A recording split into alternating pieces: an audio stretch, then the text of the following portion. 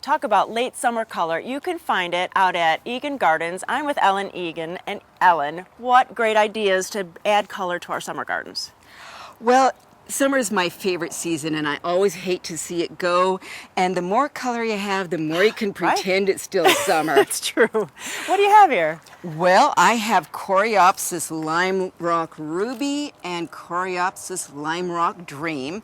They are potentially perennial, though not 100%. But talk about your color. They can start blooming early in the summer and continue the whole summer and fall. If they ever stop for a while, you just shear them off. They come back and bloom again. That's true of a lot of your summer blooming perennials. If you just get out there with your clippers, pretend you're a deer, eat them right off to the ground, they'll grow back up and rebloom. You know, that really takes the fear out of it, because some people think that, oh no, I can't touch it, something's going to happen, or it's done now and I'll throw up my hands. But really, you just need to trim them and encourage them. And feed them well and keep them watered so they have the oomph to grow back again. Right. So what else do you have to show us? Ooh, there's some other things that don't start blooming until late in the season, like the perennial lobelias. People think of lobelias as being the little trailing annual things, but the perennial lobelias are tall, upright, and they aren't just blue like this one. They come in deep reds and brilliant scarlet reds. Hummingbirds love these. You'll see the hummingbirds just gathering. You have to duck so they don't dive bomb you while you're out in the lobelias. They're thoroughly perennial. They can grow in full sun or half sun, half shade. Only thing is they need quite a bit of water, but other than that, they're an easy care plant. Beautiful. I love this yellow one. That is such a pretty little like daisy flower. Yes, it's a Gaillardia. Oranges and lemons, just brilliant colors, very long bloom season. Another one that can be cut down to rebloom. It gets big and it's really a hardy perennial. It didn't have any trouble in the last 2 harsh winters. Oh, excellent. And you know, you have this nice little collection. So you have like companion plants. You could do the Gaillardia, the Lobelia, and then this blue just makes everything else pop. This is a new Nepeta from Terra Nova. This is called Blue Dragon. Wow. And another hummingbirder with those tubular flowers, fragrant foliage. Catmint is the common name. And it smells like the other catmints, but boy, does it have a flower.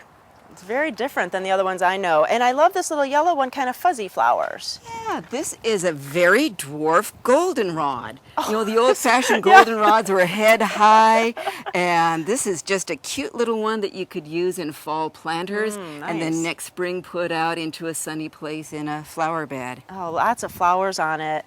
And at our feet here, you have a lot of other kind of yellow daisy-like flowers. So what are these?